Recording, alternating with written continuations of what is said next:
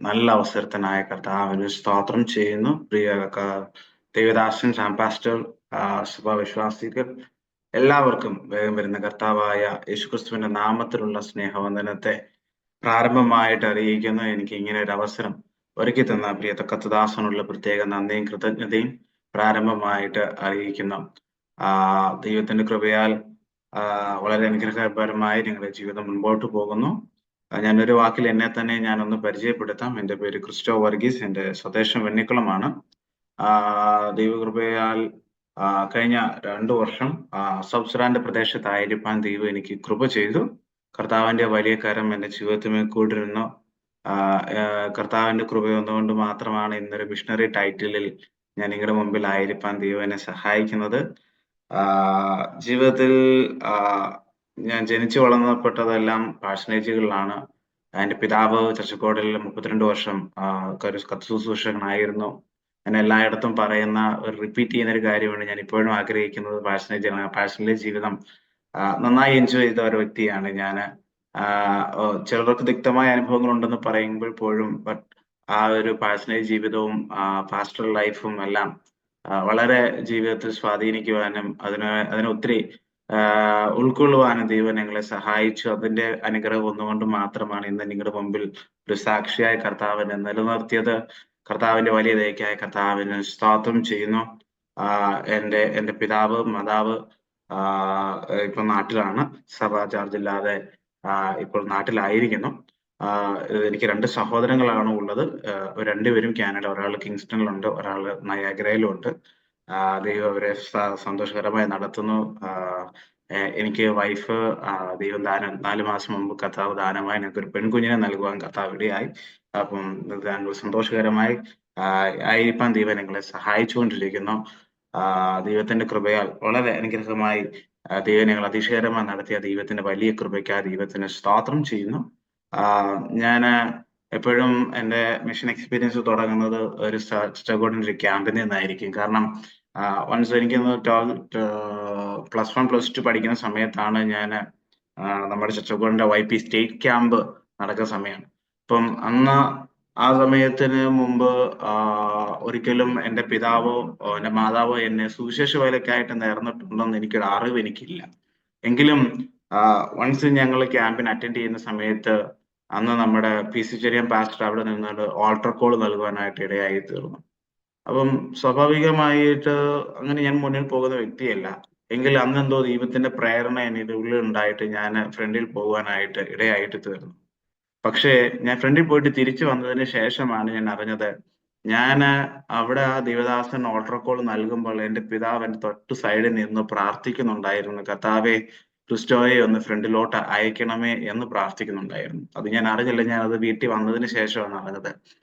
അങ്ങനെയാണ് കർത്താവിന്റെ അവരുടെ പ്രാർത്ഥനയുടെ ഒരു മറുപടിയായിട്ടാണ് ഇന്ന് നിങ്ങളുടെ മുമ്പിൽ ആയിരിക്കാൻ ദൈവം എന്നെ സഹായിച്ചു കൊണ്ടിരിക്കുന്നത്.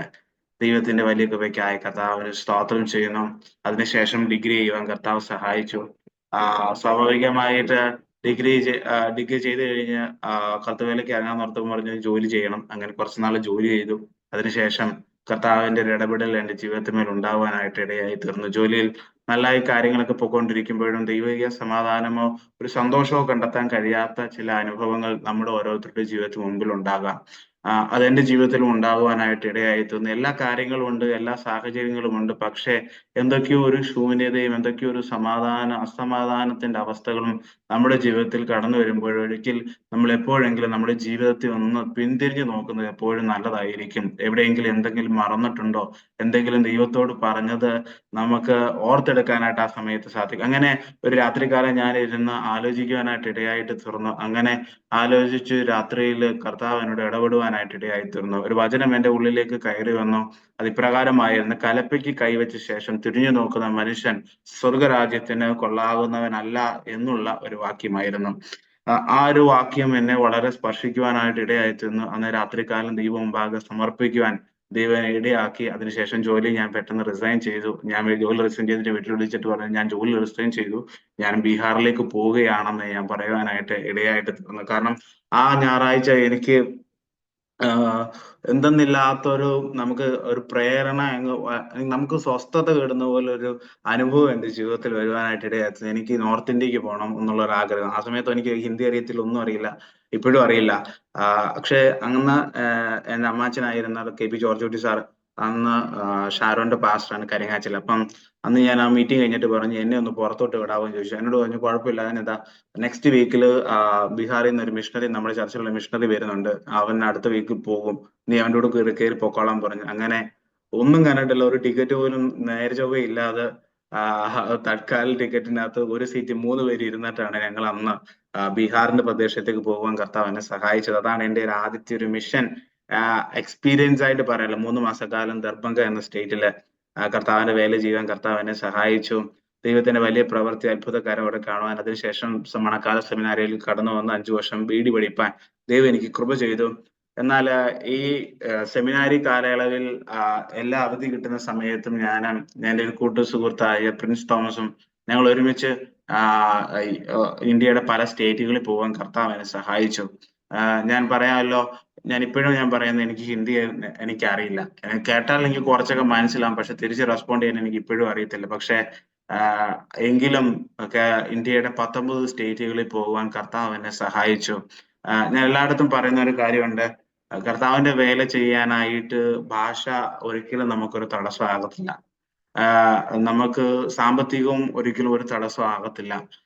കാരണം നമ്മുടെ ദൈവത്തോടുള്ള ആ സ്നേഹവും കർത്താവിനോടുള്ള ആ ഭയഭക്തിയും ഉണ്ടെങ്കിൽ, ആ ഹൃദയം തുറന്ന് കർത്താവിനെ സ്നേഹിക്കാനായിട്ട് കഴിയുന്നുണ്ടെങ്കിൽ, കർത്താവ് എവിടെയും നമ്മളെ ഉപയോഗിക്കും എന്നുള്ളത് എന്റെ അനുഭവത്തിൽ നിന്ന് മനസ്സിലാക്കിയ കാര്യമാണ്. കാരണം പലപ്പോഴും മിഷൻ ട്രിപ്പ് പോകാൻ നേരത്ത് ഞാൻ കർത്താവിനോട് തീരുമാനമെടുത്തു. ആദ്യ സമയത്ത് ഞാൻ വീട്ടിൽ പണം ചോദിക്കുമായിരുന്നു. അപ്പം അവസാന സമയത്ത് ഞാൻ പറഞ്ഞു, ഇത് കർത്താവിന് വേണ്ടിയിട്ടല്ലേ പോകുന്നത്, ഞാൻ എന്തിനാ പണം ചോദിക്കുന്നത് എന്നുള്ളൊരു ചിന്ത എന്റെ മനസ്സിൽ കടന്നു വന്നു. അപ്പം ഞാൻ അതിനുശേഷം ഞാൻ കർത്താവിനോട് പറഞ്ഞു, കർത്താവേ, എനിക്ക് മിഷൻ ട്രിപ്പിന് പോകണം. അന്ന് ആ സമയത്ത് ഞാനൊരു 4 സ്റ്റേറ്റ് ഒരുമിച്ച് കവർ ചെയ്യുന്ന രീതിയിലാണ് മിഷൻ പ്ലാൻ ചെയ്തത്. അപ്പം ഞാൻ പറഞ്ഞു, കർത്താവേ, ഞാൻ 1 രൂപ പോലും വീട്ടിൽ നിന്ന് ചോദിക്കത്തില്ല എന്ന് പറഞ്ഞു. പക്ഷേ ദൈവത്തിന്റെ അത്ഭുതം എന്ന് പറയട്ടെ, എങ്കിലും എന്റെ ഫ്രണ്ട് ആ സമയത്ത് ടിക്കറ്റ് ബുക്ക് ചെയ്യും, ബാക്കിയുള്ള കാര്യങ്ങളൊന്നും ഞാൻ നോക്കാറില്ല. അപ്പം ദൈവത്തിന്റെ അത്ഭുതം എന്ന് പറയട്ടെ, ഞാൻ ട്രെയിൻ കയറുന്നതിന് തൊട്ട് മുമ്പ് കർത്താവ് എനിക്ക് വാതിൽ തുറക്കും. എനിക്ക് പോയിട്ട് തിരിച്ചു വരാനുള്ള എല്ലാ കാര്യവും കർത്താവ് അതിൽ ക്രമീകരിക്കും. അങ്ങനെ ഒത്തിരി അത്ഭുതം എന്റെ ജീവിതത്തിൽ കാണുവാനായിട്ട് ഇടയായിട്ട് തീർന്നു. ദൈവത്തിന്റെ വലിയ പ്രവൃത്തി അവിടുങ്ങളായി നടക്കുവാൻ എന്നെ സഹായിച്ചു. ദൈവത്തിന്റെ വലിയ പ്രവൃത്തി കാണുവാൻ കർത്താവ് ഞങ്ങളെ സഹായിച്ചു. അപ്പം ഞാന് പോയതിൽ ഏറ്റവും എനിക്ക് ഡിഫിക്കൽട്ട് സിറ്റുവേഷൻ ഫീൽ ചെയ്തത് ജമ്മു കാശ്മീർ ആയിരുന്നു. അപ്പം എന്റെ ആരംഭ ഘട്ടത്തിൽ എനിക്ക് ജമ്മുവിൽ പോകണമെന്ന് ഭയങ്കര ആഗ്രഹമായിരുന്നു. കാരണം സെമിനാരി കഴിഞ്ഞിട്ട് ഇന്ത്യയിൽ തന്നെ നിൽക്കാനുള്ള ഒരു പ്ലാനിലായിരുന്നു എന്റെ ചിന്തയും കാര്യങ്ങളും. കാരണം അത്രമാത്രം ഞാൻ കണ്ടിട്ടുള്ളൂ, അത്രമാത്രം എനിക്ക് ചിന്തിക്കാനായിട്ട് കഴിയത്തുള്ളായിരുന്നു. എന്നാൽ ഗോവയിൽ ഒരു മീറ്റിങ്ങിന് വേണ്ടി ഞങ്ങള് ഒരു ഡിസംബർ മാസത്തിൽ പോയപ്പം അവിടുത്തെ നമ്മുടെ ചർച്ചക്കോടിലെ ദൈവമാന്യ പാസ്റ്റർ ഉണ്ട്. അപ്പം അദ്ദേഹം ഞങ്ങളുടെ മീറ്റിംഗ് എല്ലാം കഴിഞ്ഞ് എന്നെ റെയിൽവേ സ്റ്റേഷനിൽ കൊണ്ടുവിടുന്ന സമയത്ത് അദ്ദേഹം എന്നോട് ചോദ്യം ചോദിച്ചു, ക്രിസ്റ്റോ, നെക്സ്റ്റ് പ്ലാൻ എന്താ? ഞാൻ പറഞ്ഞു, പാസ്റ്ററെ, ഇതുവരെ പോയതിൽ എനിക്ക് ഡിഫിക്കൽട്ട് സിറ്റുവേഷൻ ഫീൽ ചെയ്ത് ജമ്മു ആണ്. അതുകൊണ്ട് ജമ്മുവിൽ പോകണമെന്നാണ് ആഗ്രഹം. അതിനായിട്ട് പ്രാർത്ഥിച്ചുകൊണ്ടിരിക്കുന്നു എന്ന് ഞാൻ പറയാനായിട്ട്. അദ്ദേഹം എന്റെ അടുത്തൊരു ചോദ്യം ചോദിക്കുവാനായിട്ട്, ക്രിസ്റ്റോ, ഇന്ത്യയുടെ പുറത്ത് ചിന്തിച്ചിട്ടുണ്ടോ എന്ന് ചോദിച്ചു. ഞാൻ പറഞ്ഞു, ഇന്ത്യയുടെ പുറത്ത് ഞാൻ ചിന്തിച്ചിട്ടൊന്നുമില്ല. എന്നോട് ചോദിച്ചു, ക്രിസ്റ്റോയുടെ അറിവിലെങ്കിലും ആരെങ്കിലും ഉണ്ടോ എന്ന് ചോദിച്ചു. ഞാൻ പറഞ്ഞു, എന്റെ അറിവിലും ആരുമില്ല. ഇപ്പൊ നോർത്ത് ഇന്ത്യ ആണെങ്കിൽ എനിക്ക് ഒത്തിരി പേരെ ചൂണ്ടിക്കാണിക്കാനായിട്ടുണ്ട്. ഞാൻ പോയ ദേവദാസന്മാരുടെ ഇടയിലാണെങ്കിലും അല്ലാതെയും എനിക്ക് ഒത്തിരി കോണ്ടാക്ട്സ് നോർത്ത് ഇന്ത്യയിലുണ്ട്. ബട്ട് നേപ്പാൾ ഒഴികെ ബാക്കി അല്ലാത്തൊരു കൺട്രിയിലേക്ക് പോയ വ്യക്തികൾ, മിഷണറീസ് ആയിട്ട് പോയവരെ എന്റെ അറിവിലില്ലായിരുന്നു. അന്ന് അദ്ദേഹം എന്നോട് പറഞ്ഞു, എന്നാൽ ക്രിസ്റ്റോ, ഇന്ന് മുതൽ ഇത് ചിന്തിച്ചു തുടങ്ങണം എന്ന് പറയുവാനായിട്ട് ഇടയായിട്ട് ആ ഒരൊറ്റ ചോദ്യമാണ് ഇന്ന് നിങ്ങളുടെ മുമ്പിൽ ഒരു സൗത്ത് സുഡാനിലെ മിഷണറി ആയിട്ട് കർത്താവിനെ നിലനിർത്താനായിട്ട് ഇടയായിട്ട് തീർന്നത്. ആ ചോദ്യം എന്നെ വല്ലാതെ അലട്ടുവാനായിട്ട് ഇടയായി തീർന്നു. അതെന്റെ സ്വസ്ഥത കെടുത്തുന്ന രീതിയിലേക്ക് മാറുവാൻ കർത്താവ് എന്നെ സഹായിച്ചു. അതെന്റെ ജീവിതത്തിൽ ഒരു ചെറിയ വിത്തായിട്ട് വീഴുവാൻ ഇടയായിട്ട്, അതിനുശേഷമാണ് അൺറീച്ച്ഡ് പീപ്പിൾ ഗ്രൂപ്പ്സ് UPG എന്നുള്ളൊരു കാര്യം എന്റെ മനസ്സിലേക്ക് കയറി വന്ന് അതിനെക്കുറിച്ച് കൂടുതൽ പഠിക്കുവാനായിട്ട് ഇടയായി തീർന്നു. എന്നാല് മക്കളുടെ നല്ല ഭാവി എല്ലാ മാതാപിതാക്കളും ആഗ്രഹിക്കുന്നത് പോലെ എന്റെ മാതാപിതാക്കളും നല്ല ഭാവി എനിക്ക് വേണ്ടി ആഗ്രഹിച്ചു. അവരും എന്നോട് പറഞ്ഞു, എന്തായാലും ചേട്ടന്മാർ അവിടെ ആണല്ലോ, നീയും അങ്ങോട്ട് പോകണം എന്ന് പറയുവാനായിട്ട് ഇടയായിട്ട് തീർന്നു. പക്ഷെ ഞാൻ അൺറീച്ച്ഡ് കൺട്രീസിൽ പോകാനായിട്ട് തീരുമാനമെടുത്ത് ഇരിക്കുന്ന സമയത്തും ഈ ഒരു കാര്യം എന്റെ മുന്നിൽ ഓപ്പൺ ആയിട്ട് കിടക്കുന്ന വേ എപ്പോഴും എന്നെ നിർബന്ധിക്കുന്ന ഈ ഒരു വേ എന്റെ മുമ്പിൽ എപ്പോഴും ഓപ്പൺ ആയിരുന്നു. പക്ഷേ എപ്പോഴൊക്കെ എന്റെ മനസ്സ് ആ ഒരു സേഫ് പൊസിഷനിലേക്ക് പോകണം എന്ന് ചിന്തിക്കുമ്പോൾ അന്ന് ഏതെങ്കിലും ഒരു ദൈവദാസനെ കൂടിയോ അല്ലെങ്കിൽ ഞങ്ങളുടെ തന്നെ സെമിനാരി സ്റ്റുഡൻസിന്റെ ഉള്ളിൽ ആ ചാപ്പലിൽ നിന്ന് ഞാൻ അന്ന് കേൾക്കുന്ന ദൈവശബ്ദം നിന്റെ കംഫർട്ട് സോണിനെ വെടിയുക, ലീവ് യുവർ കംഫർട്ട് സോൺ എന്നായിരുന്നു. അതെന്റെ ജീവിതത്തിൽ ഒരു പ്രാവശ്യമല്ല ഉണ്ടായത്, ഒരു 3-4 തവണ അത് കണ്ടിന്യൂസ് ആയിട്ട്. കാരണം നമ്മുടെ മുന്നിൽ നമുക്ക് ആശയക്കുഴപ്പം, ലാസ്റ്റ് 6 months എന്ന് പറയുന്നത് ഏറ്റവും ക്രൂഷ്യൽ ടൈമാണ് ഏതൊരു സെമിനാരി സ്റ്റുഡൻസിന്റെയും. കാരണം അവർക്ക് എങ്ങോട്ട് പോകണം, എന്ത് പോകണം, എങ്ങനെ ആയി തീരും, ഏത് സ്ഥലത്ത് ആര് സപ്പോർട്ട് ചെയ്യും എന്നൊക്കെ ഉള്ള ഒരു ഒത്തിരി വ്യാകുലതകൾ എല്ലാം കൊണ്ട് നിറഞ്ഞിരിക്കുന്ന ഒരു പ്രഷർ പിടിച്ച ടൈമാണ്. അപ്പം ആ ഒരു ടൈമിൽ നമുക്ക് മുമ്പിൽ ഓപ്പൺ ആയിട്ട് കിടക്കുന്ന വഴിയിലേക്ക് പോകുക എന്നുള്ളത് സ്വാഭാവിക ചിന്താഗതിയാണ് എല്ലാവരുടെയും. പക്ഷെ നമ്മുടെ മുമ്പിൽ ഒന്നും കാണുന്നുമില്ല, അന്വേഷിക്കാനായിട്ടാണോ ഒന്നുമല്ല. പക്ഷെ ഒരാളെ പോലും കണ്ടെത്താൻ കഴിയുന്നില്ല, ഈ രീതിയിൽ പോയ ആരെയും എനിക്ക് പരിചയമില്ല എന്നുള്ളൊരു ചിന്താഗതി കൊണ്ട് എന്റെ മനസ്സ് ഞാൻ എന്റെ കംഫർട്ട് പൊസിഷനിലേക്ക് തിരിയുമ്പോൾ അന്ന് രാത്രിയിലും അന്ന് ഞാൻ കേൾക്കുന്ന ദൈവശബ്ദവും ഇതിന്റെ കംഫർട്ട് സോണിനെ വെടിയുക എന്നുള്ളതായിരുന്നു. അങ്ങനെ ലാസ്റ്റിൽ എനിക്ക് സെമിനാരി കോവിഡ് ടൈമായി. അന്ന് സെമിനാരിയിൽ ഞാൻ സീനിയേഴ്സ് ആയിട്ട് ഞങ്ങൾ 4 പേരുള്ളൂ, പിന്നെ ജൂനിയേഴ്സ് ആയിട്ട് 2 ബാച്ച് മാത്രം. അപ്പം ചാപ്പലിന്റെ ചുമതല എനിക്കായിരുന്നു. പക്ഷെ എപ്പോഴും അന്നേരം എനിക്ക് ആഗ്രഹമുണ്ട് ഇങ്ങനെ പോകണം, പക്ഷെ അന്നേരം അന്വേഷിക്കുന്ന ഒരാളെ പോലും കണ്ടെത്താൻ എനിക്ക് കഴിഞ്ഞില്ല. അവസാനം ലാസ്റ്റ് ഗ്രാജുവേഷനൊക്കെ അടുക്കാറായി. ലാസ്റ്റ് ക്ലാസ് തീരുന്നതിന്റെ അന്ന് ഞാൻ എന്തായാലും ചിന്തിച്ചു, എന്റെ മുന്നിൽ തുറന്നു കിടക്കുന്ന വഴി ഇതാണ്, ഞാൻ ഇതിലെ പോകാമെന്ന് ഞാൻ ചിന്തിച്ച് ഇരിക്കുന്ന സമയം. അങ്ങനെ എന്റെ മൈൻഡിൽ ഞാൻ പ്രിപ്പയർ ചെയ്തു, ഓക്കെ ഇത് കഴിഞ്ഞാൽ ഉടനെ IELTS എന്താന്ന് വെച്ച് എഴുതി പോകാം എന്നൊരു മൈൻഡ് സെറ്റിലാണ് ഞാൻ നിൽക്കുന്നത്. അപ്പോ പക്ഷെ അന്ന് രാത്രി 12 മണിക്ക് ഞങ്ങൾക്കൊരു നൈറ്റ് പ്രയർ ഉണ്ട്. അന്ന് രാത്രി 12 മണിക്ക് ഞാൻ കേൾക്കുന്ന ദൈവശബ്ദം ലീവ് യുവർ കംഫർട്ട് സോൺ. അന്ന് രാത്രി 12 മണിക്ക് കർത്താവിന് മുമ്പിൽ സമർപ്പിക്കാനായിട്ട് ഇടയായിട്ട് തീർന്നു. ആ ആഴ്ചയിൽ തന്നെ ഞാൻ നമ്മുടെ ഡോക്ടർ സുശീൽ മാത്യുവിനെ കോൺടാക്ട് ചെയ്യാനായിട്ട് ഇടയായി തീർന്നു. അദ്ദേഹമായിട്ട് എനിക്ക് മുൻപരിചയമൊന്നുമില്ല. ഞാൻ ചർച്ചകോടിന്റെ വെബ്സൈറ്റ് നോക്കിയപ്പോൾ അദ്ദേഹം ഒരു UPGയുടെ ഡയറക്ടറായിട്ട് ഇരിക്കുന്നുണ്ട്. അപ്പം അദ്ദേഹത്തിന് മുമ്പ് ഞാൻ ഒരു സ്റ്റേജിൽ വൺസ് കണ്ടിട്ടുണ്ട്, അത് മാത്രമേ എന്റെ മുന്നിലുള്ള പരിചയമുള്ളൂ. അങ്ങനെ ഞാൻ ഫേസ്ബുക്കിൽ കോൺടാക്ട് ചെയ്തു, സംസാരിക്കുവാനായിട്ട് ഇടയായി. ഞാൻ പറഞ്ഞു എനിക്ക് കൂടുതലായിട്ട് അറിയണമെന്ന് ആഗ്രഹമുണ്ട്.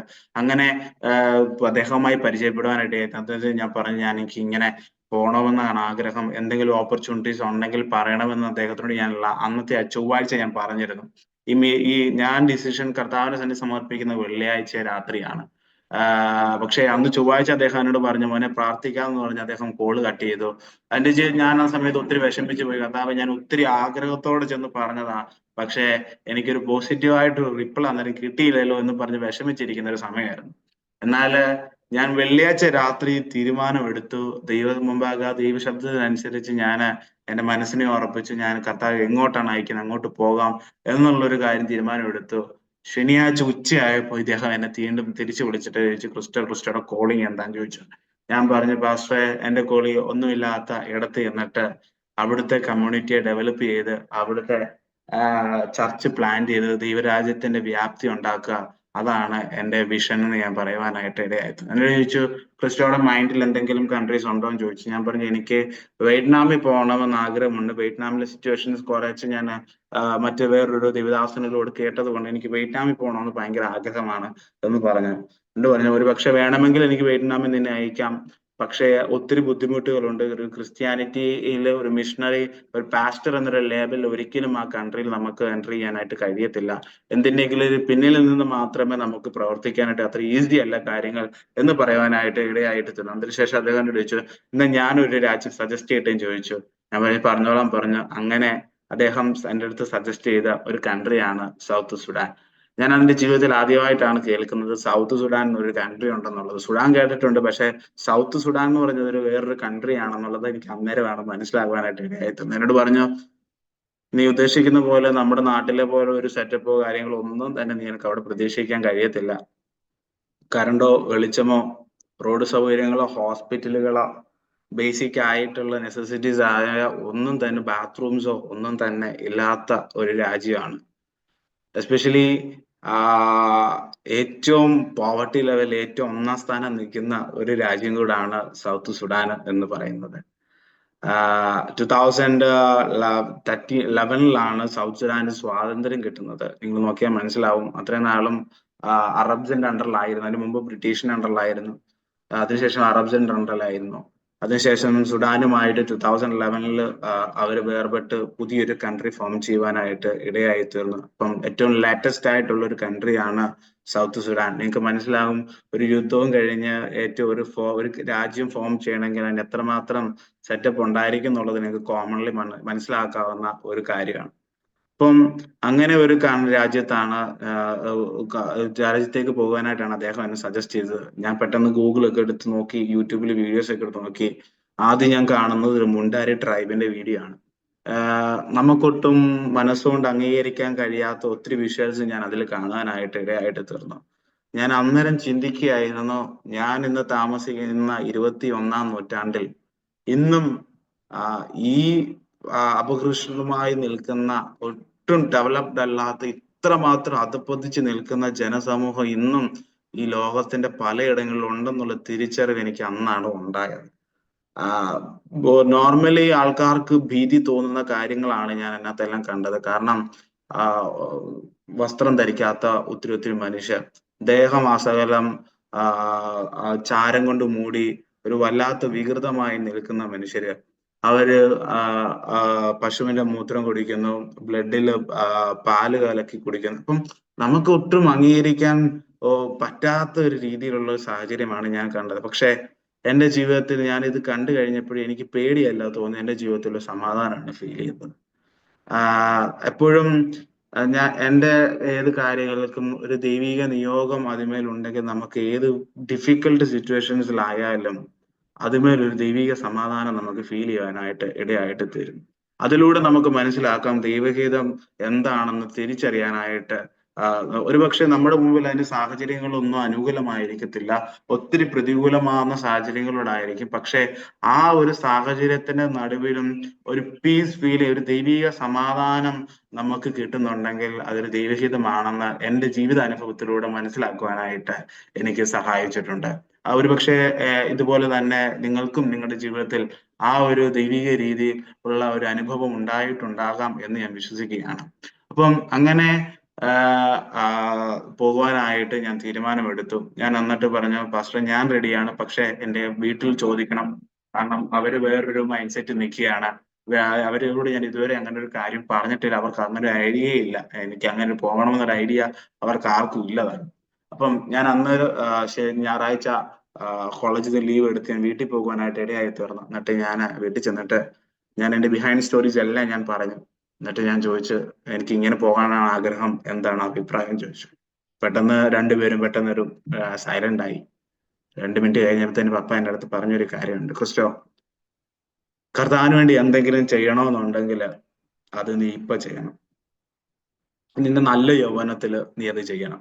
ഒരു 40 വയസ്സായിട്ട് അത് ചെയ്യാമെന്ന് ഓർത്താൽ ഒരു പക്ഷെ അന്ന് നമ്മുടെ സാഹചര്യം നമ്മുടെ അനുകൂലമായിരിക്കത്തില്ല, അന്ന് നമ്മുടെ സാഹചര്യം നമ്മെ അനുവദിച്ചെന്ന് വരത്തില്ല.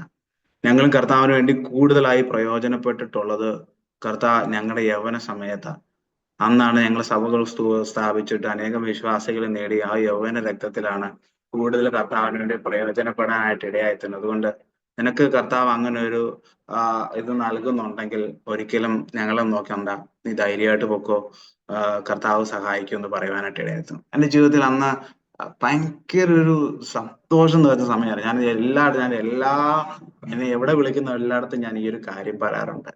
കാരണം അന്നൊരു മമ്മി എൻ്റെ അടുത്ത് പറഞ്ഞൊരു കാര്യമാണ്, കർത്താവിന് വേണ്ടിയല്ലേ, നീ ഞങ്ങളെ നോക്കണ്ട, പൊക്കോ. കാരണം ഞാൻ ഇളയ മകനാണ് മാതാപിതാക്കളെ നോക്കേണ്ടത് എന്നുള്ള പൊതുവായ ചിന്താഗതി നമുക്ക് എല്ലാവർക്കും ഉണ്ട്. അവർ നമ്മൾ നോക്കുമെന്നുള്ള ചിന്താഗതിയുണ്ട്. അപ്പം ഞാൻ ഈ ഒരു പൊസിഷനിൽ പോയി കഴിഞ്ഞാൽ ഒരിക്കലും ആ ഒരു കാര്യം അത്രമാത്രം പ്രാവർത്തികമാകണമെന്നില്ല. അപ്പൊ ആ ഒരു ചിന്തയും എല്ലാം മനസ്സിലുണ്ട്. പക്ഷെ അവരെന്നോട് പറഞ്ഞു, നീ ഞങ്ങളുടെ കാര്യം നോക്കണ്ട, നീ കർത്താവിന് വേണ്ടിയല്ലേ, നീ ധൈര്യമായിട്ട് പൊക്കോളാൻ പറഞ്ഞു. ഇന്ന് നിങ്ങളുടെ മുമ്പിൽ എന്നെ ഇപ്രകാരം നിർത്തിയത് എന്റെ മാതാവിന്റെ പിതാവിന്റെയും പ്രാർത്ഥനയുടെ ഒത്തിരി പിൻബലം കൊണ്ട് മാത്രമാണ്. കാരണം ഒത്തിരി തകർന്നു പോകേണ്ട അവസ്ഥകൾ എന്റെ ജീവിതത്തിൽ ഉണ്ടായിരുന്നു. അതിനുശേഷം ജൂലൈയില് 6th എന്റെ വിവാഹം നടക്കാനായിട്ട് ഇടയായി തീർന്നു. എന്റെ വൈഫ് സോഫ്റ്റ്വെയർ എഞ്ചിനീയർ ഇൻഫോ പാർക്കിൽ വർക്ക് ചെയ്യുന്നു.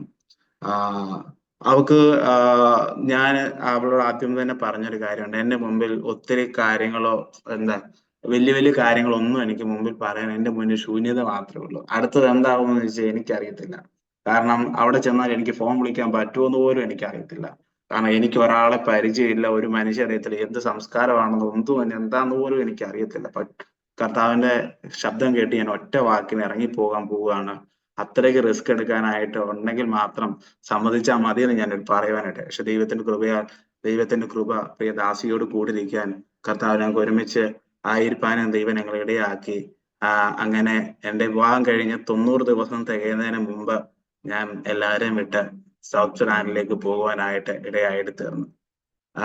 നോർമലി മനസ്സിലാക്കാവുന്ന കാര്യമാണ്. കല്യാണം കഴിച്ചിട്ട് 90 ദിവസം ആകുമ്പോഴത്തേന് എത്രമാത്രം ഒരു വിഷമം ഉണ്ടാവും എന്നുള്ളത് എല്ലാവർക്കും അണ്ടർസ്റ്റാൻഡിങ് ആയിട്ടുള്ള കാര്യമാണ്. പക്ഷെ അന്ന് ആ സമയത്തും അങ്ങനെയും ഒരു തീരുമാനം എടുക്കാൻ കർത്താവ് എന്നെ സഹായിച്ചു. അങ്ങനെ ഒരു മനുഷ്യനെയും പരിചയമില്ലാത്ത ഒരാളെ പോലും അവിടെ കോണ്ടാക്ട്സിൽ പോലും ഇല്ല. പാസ്റ്റർ ത്രൂ അവിടെ ഒരു ലോക്കൽ കോണ്ടാക്ട് ഉണ്ട്. ആ ഒരു കോണ്ടാക്ട് ബേസ് ചെയ്തിട്ടാണ് ഞങ്ങൾ പോകുന്നത്. എന്താകുമെന്നോ എങ്ങനെ ആകുമെന്നോ ഒരു ഐഡിയ ഇല്ല. ചെന്നാൽ ഫോൺ കമ്മ്യൂണിക്കേറ്റ് ചെയ്യാൻ പറ്റുമെന്നോ ഒരു ഐഡിയ ഇല്ലാതെ ഇറങ്ങി തിരിച്ച. അങ്ങനെ സെപ്റ്റംബർ മാസം 27-ാം തീയതി 2022 സൗത്ത് സുഡാന്റെ പ്രദേശത്ത് കാലുകുത്തുവാൻ കർത്താവ് എന്നെ സഹായിച്ചു. ചെന്നിറങ്ങിക്കഴിഞ്ഞ് ഇമിഗ്രേഷൻസ് എല്ലാം കഴിഞ്ഞു. ഒരു കുഴപ്പമില്ലാതെ അവര് ഇറക്കി വിട്ടു.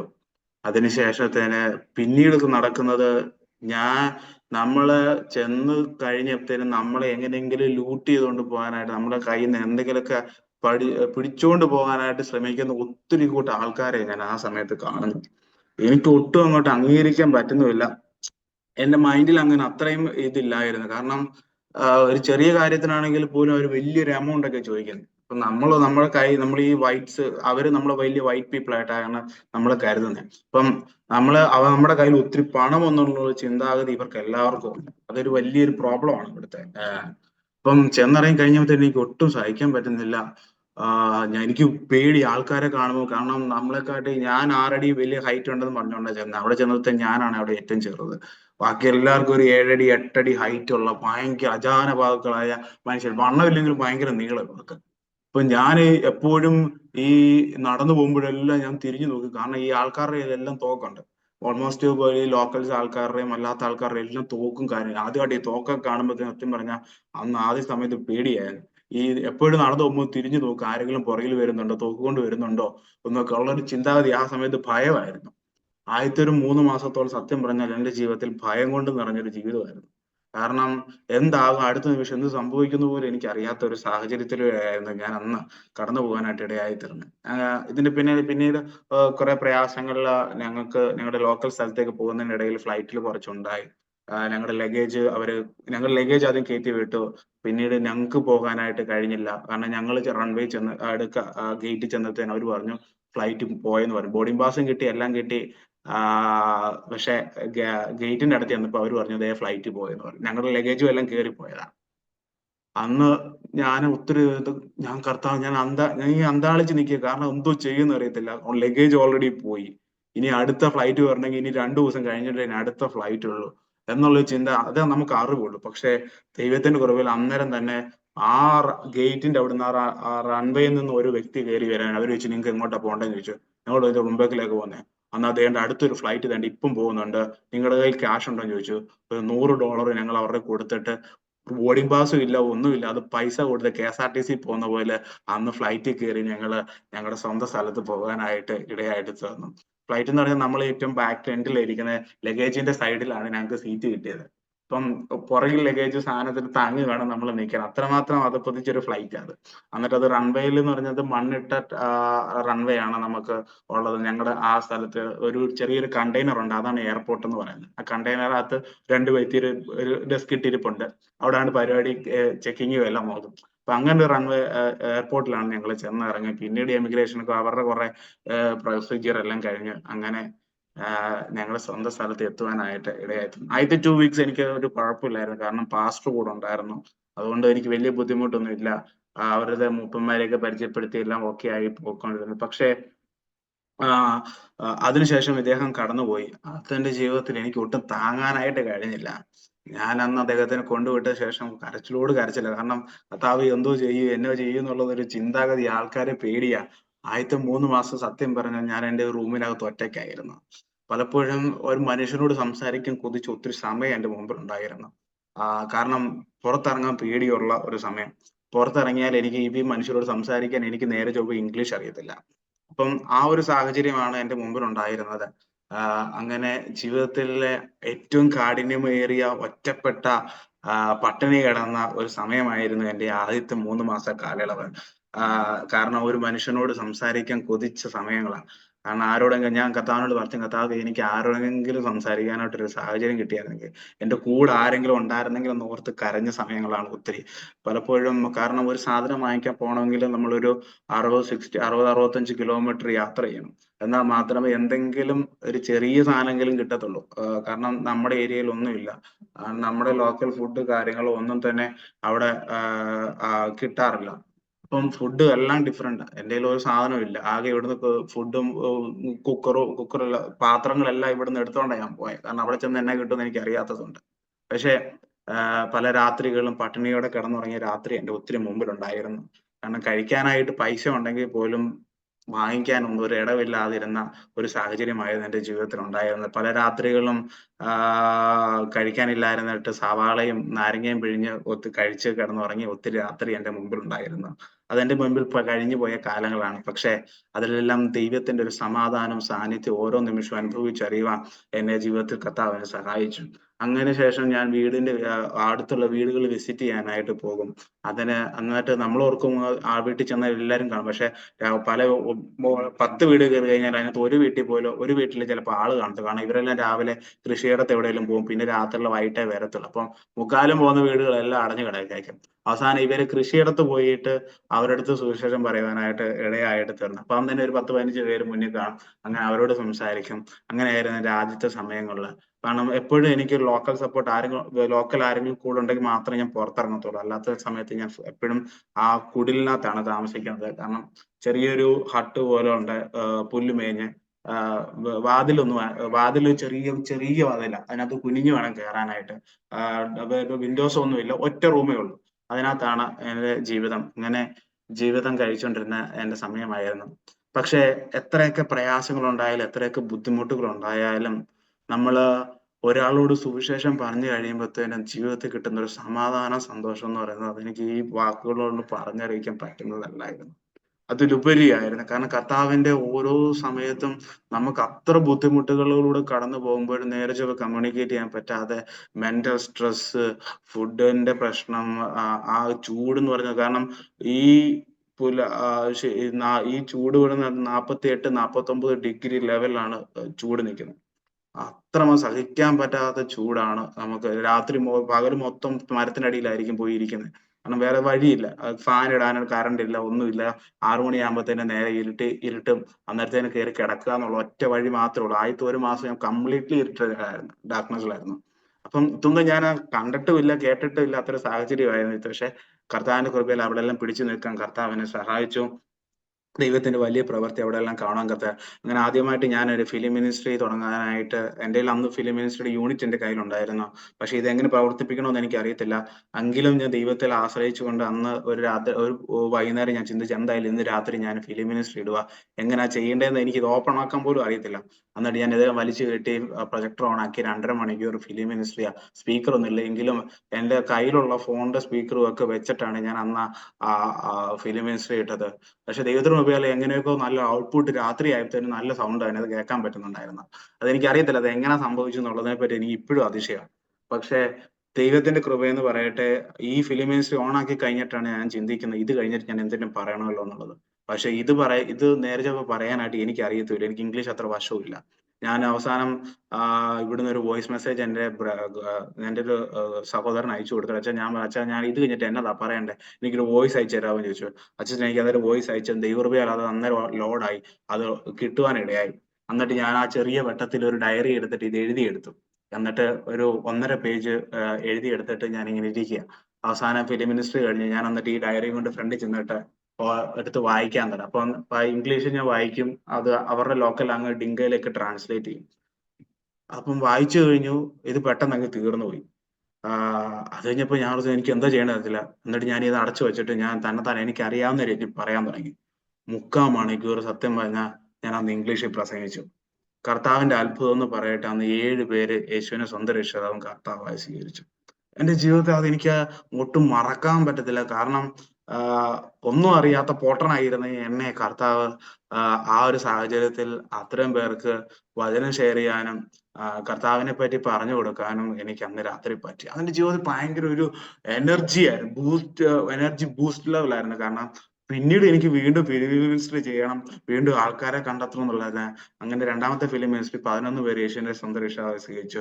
മൂന്നാമത്തെ മിനിസ്ട്രിയിൽ 14 പേര് യേശുവിനെ സ്വന്തം രക്ഷ അങ്ങനെ പല മിനിസ്ട്രിയിൽ ഒത്തിരി അധികം കർത്താവ് ജനങ്ങളെ കർത്താവ് നൽകുവാനായിട്ട് ഇടയായിട്ട് തീർന്നു. അതിനുശേഷം സ്കൂളുണ്ട്. സ്കൂൾ കാര്യങ്ങളിലൊക്കെ നോക്കാനായിട്ട് പോകും. അങ്ങനെ ഞങ്ങളുടെ ജീവിതം മുമ്പോട്ട് പോകുന്നു. അതിനുശേഷമാണ് എന്റെ കൂടെ ക്രിസ്തുരാജ് എന്ന് പറഞ്ഞ ഒരു ബ്രദർ കൂടെ എന്റെ കൂടെ ജോയിൻ ചെയ്യുവാനായിട്ട് ഇടയായത്. അതൊരു അത്ഭുതം. അതിന് പിന്നിൽ ഒത്തിരി കാര്യം പറയാം. പക്ഷെ സമയമില്ലാത്തത് കൊണ്ട് ഞാൻ അതെല്ലാം സ്കിപ്പ് ചെയ്യാം. ദൈവത്തിന്റെ കൃപയെന്ന് പറയട്ടെ, ഈ 2 ഇയേഴ്സ് 2 വർഷം കൊണ്ട് 300-ലധികം ആത്മാക്കളെ നേടുവാൻ കർത്താവ് ഞങ്ങളെ സഹായിച്ചു. അതെന്റെ കഴിവല്ല. അതെന്റെ യാതൊരു ശ്രേഷ്ഠതയുമല്ല. കർത്താവിന്റെ കൃപ ഒന്നുകൊണ്ട് മാത്രമാണ്. പലയിടങ്ങളിൽ പല ബുദ്ധിമുട്ടുകൾ, ഞെരുക്കങ്ങൾ, പ്രയാസങ്ങളെല്ലാം ജീവിതത്തിൽ കടന്നു വന്നിട്ടും ദൈവത്തിന്റെ വലിയ കൃപ ഓരോ നിമിഷവും അനുഭവിച്ചറിയുവാൻ ദൈവം ഞങ്ങളെ സഹായിച്ചു. ഇതിനിടെ രോഗങ്ങൾ ഒത്തിരി വന്നു. മലേറിയ 8 ഇപ്പൊ ഈ ലാസ്റ്റ് തരത്തിൽ ഏകദേശം 9 മലേറിയ കഴിഞ്ഞിട്ടാണ് ഞാൻ നിൽക്കുന്നത്. ആദ്യത്തെ മലേറിയ എന്ന് പറയുന്നത് എനിക്കൊട്ടും എനിക്കിത് എങ്ങനെയാന്ന് പോലും അറിയത്തില്ല. ആ സമയത്ത് ഒരു മനുഷ്യൻ സഹായത്തിനില്ല, ഒന്നും ഇല്ലാതെ ഇരിക്കുന്ന എന്റെ ജീവിതത്തിന്റെ സമയമായിരുന്നു. ആരും ഒരു മനുഷ്യന് പോലും ഇടപെടാനില്ല. അത് എന്ത് ചെയ്യണമെന്നറിയാതെ മരണത്തോട് മല്ലടിക്കുന്ന ഒരു സമയത്തിലാണ് കത്തോലിക്ക അച്ഛന്മാര് കർത്താവിനെ സഹായിച്ച് അവര് ത്രൂ എന്നെ അവിടുന്ന് വിടുവിക്കാനായിട്ട് ഇടയായിട്ട് തീർന്നത്. മൂന്നാമത്തെ മലേറിയ വന്നു. ഹൊറിബിൾ സിറ്റുവേഷൻ ആയിരുന്നു എനിക്ക്.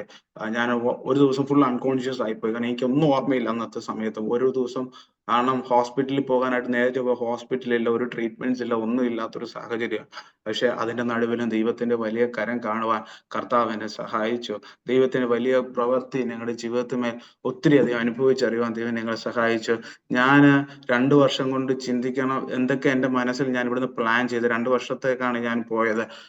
പക്ഷെ അതിലുപരി വലിയ വലിയ കാര്യങ്ങളൊക്കെ പ്ലാൻ ചെയ്തിട്ടാണ് ഞാൻ പോയത്. ഞാൻ ചിന്തിച്ചു കർത്താവേ ഈ ഒരു രാജ്യത്ത് ഇതൊക്കെ ചെയ്തെടുക്കണമെങ്കിൽ എത്ര വർഷം എടുക്കുമെന്ന് ഞാൻ ചിന്തിച്ചിട്ടുണ്ടായിരുന്നു. പക്ഷെ അത്ഭുതം എന്ന് പറയട്ടെ, 2 വർഷം കൊണ്ട് കർത്താവ് ഞാൻ എന്തൊക്കെ എന്റെ മനസ്സിൽ പ്ലാൻ ചെയ്തു പോയോ അതെല്ലാം നിറവേറ്റാൻ കർത്താവ് ഞങ്ങളെ സഹായിച്ചു. ആദ്യ സമയത്ത് ചെല്ലുമ്പോൾ ബാത്റൂം ഒന്നുമില്ല. ചെറിയൊരു കുഴി മാത്രം. അതിനകത്താണ് ഞങ്ങള് പോകുന്നെ. കുളിക്കാൻ നേരെ സ്ഥലമൊന്നുമില്ല. അപ്പൊ ചെറിയൊരു ഷീറ്റ് ഇങ്ങനെ ഓലയുടെ കീറി ഇങ്ങനെ അടുക്കി വെച്ചിട്ടുണ്ട്. അതിന്റെ നടുക്ക് നിന്നാ കുളിക്കുന്നെ. അപ്പം പലപ്പോഴും കാറ്റടിച്ച് പോകുമ്പോ ഈ ഓലയും മറിഞ്ഞു പോകും, എല്ലാം മറിഞ്ഞു പോകും. അപ്പം അങ്ങനത്തെ ഒരു സാഹചര്യമായിരുന്നു ജീവിതത്തിൽ ഉണ്ടായിരുന്നത്. എന്നാൽ ആദ്യത്തെ സമയത്ത് ഞങ്ങൾ എഞ്ചിനീയേഴ്സ് അല്ല, ഒന്നുമല്ല. പക്ഷെ ദൈവത്തിന്റെ കൃപയാൽ ഞാനും എന്റെ കൂട്ടുസഹോദരനായ ക്രിസ്തുവും ചേർന്നിട്ട് ഞങ്ങൾ ആദ്യമായിട്ട് സ്വന്തമായിട്ടൊരു ബാത്റൂം ഉണ്ടാക്കി. സെപ്റ്റിക് ടാങ്കും എല്ലാം പ്രോപ്പർ ആയിട്ട് ഞങ്ങക്ക് എങ്ങനെ അതാണ് ഞങ്ങളുടെ ആദ്യത്തെ കെട്ടുപണി എന്ന് പറയാനായിട്ട് ഇടയായിട്ട് തീർന്നത്. പക്ഷേ ദൈവത്തിന് മുമ്പിൽ അതാ അവിടുത്തെ ആദ്യത്തെ പ്രോപ്പർ ബാത്റൂം ആയിരുന്നു. ഞങ്ങളുടെ ഏരിയയിലെ ആദ്യമായിട്ടുള്ള ഒരു യൂറോപ്യൻ സ്റ്റൈലുള്ള യൂറോപ്യൻ ക്ലോസറ്റ് ഒക്കെ വെച്ചിട്ടുള്ള ഒരു പ്രോപ്പർ ബാത്റൂം അവർ അന്നാണ് കാണുന്നത്. അപ്പം അങ്ങനെയായിരുന്നു ആദ്യത്തെ ഒരു കെട്ടുപണി ഞങ്ങൾ ചെയ്യുവാനായിട്ട് ഇടയായിട്ട് തീർന്നത്. അതിനുശേഷം ദൈവത്തിന്റെ കൃപയാല് ഇന്ന് ഞങ്ങൾക്ക് ഞങ്ങളുടെ സ്വന്തം കൈയാൽ അധ്വാനിച്ച് ഇന്ന് 4 മുറി, ഒരു ഹാള്, ഒരു കിച്ചൺ ഉള്ള ഒരു വലിയ ഒരു നല്ലൊരു ഭവനം കെട്ടിച്ചമപ്പാൻ കർത്താവ് ഞങ്ങളെ സഹായിച്ചു. ഞാൻ ഇപ്പൊ എല്ലായിടത്തും പറയുന്ന ഒരു കാര്യമുണ്ട്. മിഷണറി ആയിട്ട് പോയി കഴിഞ്ഞ് കഴിഞ്ഞാൽ ചിലപ്പോ നമ്മൾ മിഷണറി കാര്യങ്ങൾ മാത്രമല്ല നോക്കേണ്ടത്. ചിലപ്പോൾ നമ്മൾ എഞ്ചിനീയർ ആവും, ചിലപ്പോൾ നമ്മൾ ഡോക്ടർ ആവും, ചിലപ്പോൾ നമ്മൾ ടീച്ചർ ആവും, ചിലപ്പോൾ ഡ്രൈവർ ആവും, നമ്മൾ കൂലിവേലക്കാരൻ. നമ്മൾ കൈ വെക്കാത്തതായിട്ട് ഒന്നും തന്നെ കാണത്തില്ല. കാരണം കർത്താവ് നമ്മളെ ഒന്നും അറിയത്തില്ലെങ്കിൽ പോലും കർത്താവ് ഞങ്ങളെ ഉപയോഗിക്കും. ക്രിസ്തുവിന് അവന്റെ പിതാവ് ചെയ്ത് കണ്ടിട്ടുള്ളതേ ഉള്ളൂ. അവൻ ഒന്നും ചെയ്തിട്ടുമില്ല. പക്ഷേ ദൈവത്തിന്റെ കൃപയാൽ ഞങ്ങൾക്ക് അവിടെ കമ്പി കെട്ടാൻ അവർക്കറിയത്തില്ല. ദൈവത്തിന്റെ കൃപയാൽ അതിന്റെ എഞ്ചിനീയറിംഗ് സ്ട്രക്ചർ ഉൾപ്പെടെ കർത്താവ് സഹായിച്ച് നാട്ടിൽ നിന്നൊരു ബ്രദർ ഞങ്ങളെ ഹെൽപ്പ് ചെയ്തു ആ കാര്യത്തിൽ. അദ്ദേഹം ഇവിടുന്ന് ഓൺലൈനായിട്ട് പറഞ്ഞു തരും. ഞങ്ങൾ അവിടെ ഞങ്ങളുടെ രീതിയിൽ അത് ചെയ്തു വെക്കും. അങ്ങനെയായിരുന്നു കാര്യങ്ങൾ പോയത്. 13 പില്ലറുകൾ കെട്ടി ഈ കമ്പി കട്ട് ചെയ്യാനോ സാധനം വളയ്ക്കാനോ ഒന്നുമില്ല. എല്ലാം ഞങ്ങളുടെ കൈ കൊണ്ട് ഉണ്ടാക്കി എടുത്ത സാധനങ്ങളാ. എന്നിട്ട് ഈ സാധനങ്ങളൊക്കെ ചെയ്ത് എന്നിട്ടാണ് ആ ഒരു ബിൽഡിംഗ് ആ ലെവലിൽ ഞാൻ ലാസ്റ്റ് വീഡിയോ കാണിക്കാം. അപ്പോൾ മനസ്സിലാവും. അപ്പം ദൈവത്തിന്റെ കൃപയാൽ അങ്ങനെ ഒരു കാര്യം ചെയ്യുവാൻ സഹായിച്ചു. അതിനിടയിൽ തന്നെ എനിക്ക് ചർച്ച് തുടങ്ങണമെന്ന് ഭയങ്കര ആഗ്രഹമായിരുന്നു. അങ്ങനെ പ്രാർത്ഥിച്ചുകൊണ്ടിരുന്നു. അങ്ങനെ അവിടെ ഒരു ലോക്കൽ ചർച്ച് സ്റ്റാർട്ട് ചെയ്യാൻ കർത്താവ് ഞങ്ങളെ സഹായിച്ചു. ഞാൻ 20 പേരായി തുടങ്ങിയ ചർച്ചാണ്. മരത്തിനടിയിലാണ് എല്ലാ ചർച്ചകളും. ദൈവത്തിന്റെ കൃപയാൽ ഇന്ന് 200, 250-ലധികം വിശ്വാസികൾ ഞങ്ങളുടെ സഭയിലുണ്ട്. കർത്താവിന്റെ ഒത്തിരി അത്ഭുത പ്രവൃത്തി ഇടങ്ങളിൽ കാണുവാൻ കർത്താവ് ഞങ്ങളെ സഹായിച്ചുകൊണ്ടിരിക്കുന്നു. ഒരു ഞങ്ങൾക്ക് കിണർ കുഴിച്ച ആഗ്രഹം ഉണ്ടായിരുന്നു. പക്ഷേ ബോർവെൽ കുഴിക്കുക എന്ന് പറയുന്നത് ഇറ്റ്സ് ടു എക്സ്പെൻസീവ്. $9,000, $12,000 ആകും ഒരു ബോർവെൽ കുഴിക്കാനായിട്ട് ആ ഏരിയയിൽ. അപ്പം നോർമലി ഞങ്ങൾ ലോക്കൽ ആൾക്കാരെ വെച്ച് കുഴിക്കാന്ന് ഓർത്തു. അങ്ങനെ ഒരു കിണർ കുഴിക്കാൻ ഞങ്ങൾ പ്ലാൻ ചെയ്തു. അത് അത്രമാത്രം ഫെമിലിയർ അല്ല അവിടെ. എങ്കിലും ഞങ്ങൾ ട്രൈ ചെയ്യാനായിട്ട് ഇടയായി തീർന്നു. അപ്പം ഈ കുഴിക്കുന്ന ആൾക്കാരെ കണ്ടെത്തി അവരെ കൊണ്ടുവന്നു. അവസാനം അവര് പ്രശ്നമായി, അവരിട്ടിട്ട് പോയി. രണ്ടാമത്തെ ആൾക്കാരെ കൊണ്ടുവന്നു, അവരും പ്രശ്നമായി, അവരിട്ടിട്ട് പോയി. കാരണം അവരെല്ലാം പറയുന്നത് അവര് കിണർ കുഴിക്കുന്നതിന് മുമ്പേ അവർക്ക് ഈ ആടിനെയോ കോഴിയെ കൊണ്ട് അറുത്ത് അതിന്റെ രക്തം അവിടെ ഒഴിക്കും. ഞങ്ങൾ പറഞ്ഞു പറ്റത്തില്ല, ഞങ്ങൾ പ്രാർത്ഥിക്കുന്നുണ്ട്. പ്രാർത്ഥന ഒന്നും കൊണ്ട് മാത്രമല്ല, അല്ലാതെ നിങ്ങളുടെ സാക്രിഫൈസസ് ഒന്നും. കാരണം അവര് പറയുന്നത് ഞങ്ങൾ കിണർ കുഴിച്ച് ചെല്ലുമ്പോൾ ഞങ്ങളുടെ ആൻസിസ്റ്റേഴ്സ് താഴെയുണ്ട്, ഞങ്ങളെ കണ്ടാൽ അവർ ഞങ്ങളെ കൊല്ലും. എന്നുവെച്ചാൽ ആ ഒരു മൈൻഡ് സെറ്റ് ആണ് അവർക്കുണ്ടായിരുന്നത്. ഞങ്ങൾ പറഞ്ഞു ഇല്ല, നിങ്ങൾക്ക് ഒരു കുഴപ്പമില്ല, നിങ്ങൾ കണ്ടു കഴിഞ്ഞാൽ നിങ്ങൾ പറ അവരാ ചെയ്യുന്നത്, ഞങ്ങളല്ല, നിങ്ങൾ എൻ്റെ അടുത്തേക്ക് വിട്ടേക്ക്, ഞാനത് ഹാൻഡിൽ ചെയ്തോളാം എന്ന് പറഞ്ഞ വിശ്വാസത്തിലാണ് അങ്ങനെ പ്രാർത്ഥിച്ചിരിക്കുന്നത്. അവസാനം നോർമലി അവർ പറഞ്ഞു 12 മീറ്റർ ആയപ്പോൾ അവർ പറഞ്ഞു 14 മീറ്ററിൽ വെള്ളം കാണുമെന്ന് പറഞ്ഞു. അവസാനം 12 കഴിഞ്ഞ്, 15 കഴിഞ്ഞ്, 18 കഴിഞ്ഞ്, 20 കഴിഞ്ഞ്, 21 കഴിഞ്ഞ്, എന്ത് ചെയ്തിട്ട് 23 വെള്ളമില്ല. കാരണം വലിയ ടൂളൊന്നും ഇല്ല, ജസ്റ്റ് ഒരു കമ്പിപ്പാര മാത്രം വെച്ചാണ് ഇവര് കുഴിച്ച് താഴെ ചെല്ലുന്നത്. അവസാനം ആൾക്കാർ പറഞ്ഞു നിങ്ങൾ സാക്രിഫൈസ് ചെയ്യാത്തതുകൊണ്ടാണ് ഞങ്ങൾക്ക് വെള്ളം കിട്ടാത്തതെന്ന് പറയാനായിട്ട് ഇടയായി തീർന്നു. ആ സമയത്ത് ഞാൻ നാട്ടില്ല. അപ്പം ക്രിസ്തുവിന്റെ അടുത്ത് ഞാൻ ചോദിച്ചു, അവനടാ എത്രയായി? അവൻ പറഞ്ഞു 21, ഇതുവരെ വെള്ളത്തിന്റെ ഒരു അംശം പോലും കാണുന്നില്ലെന്ന് പറഞ്ഞു. ഞാൻ പറഞ്ഞു, ക്രിസ്തു നീ എന്ത് ഇന്ന് രാവിലെ ചെന്നിട്ട് ആ പാസ്റ്ററെ, നിങ്ങളുടെ അടുത്ത ലോക്കൽ പാസ്റ്റർ ഉണ്ട്, പുള്ളിയെ വിളിച്ചുകൊണ്ട് നീ ചെന്ന് പ്രാർത്ഥിക്കാൻ പറഞ്ഞു. ഞാനത് പറയുന്ന സമയത്ത് അവനും ആ മൈൻഡിൽ ആ ഒരു കാര്യം വരുവാനായിട്ട് ഇടയായിട്ടാണ്.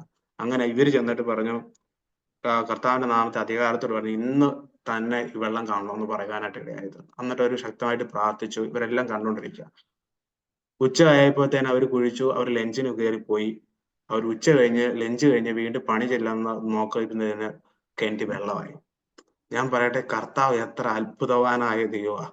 ഇവരുടെ അടുത്ത് നമ്മൾ പറയുന്നത് അവർക്കും ഭയങ്കര അതിശയം. കാരണം വചനത്തിൽ നിങ്ങൾ കാറ്റ് കാണുകയില്ല, കോള് കാണുകയില്ല, എങ്കിലും ഈ താഴ്വരകൾ വെള്ളം കൊണ്ട് നിറയ്ക്കും എന്ന് പറയുന്നത് അക്ഷരികമായി ഞങ്ങളുടെ ആ ഒരു ഞങ്ങളുടെ ജീവിതത്തിന്റെ അനുഭവത്തിൽ നിന്ന് മനസ്സിലാക്കാനായിട്ട് ഇടയായത്. കാരണം ഇവരുടെ മുമ്പിൽ ഞങ്ങൾ പറഞ്ഞ് ഞങ്ങൾ രാവിലെ കഴിക്കത്തില്ല, ഒരു സാക്രിഫൈസ് ഒന്നും ചെയ്യത്തില്ല, ഞങ്ങളുടെ പ്രാർത്ഥനയുണ്ട്, ഇവിടെ തന്നെ സ്ഥാനം കാണാൻ ഒന്നും പറഞ്ഞു. ഞാൻ പറഞ്ഞു ഞങ്ങൾ പറഞ്ഞെടുത്താണ് കുഴിച്ചത്.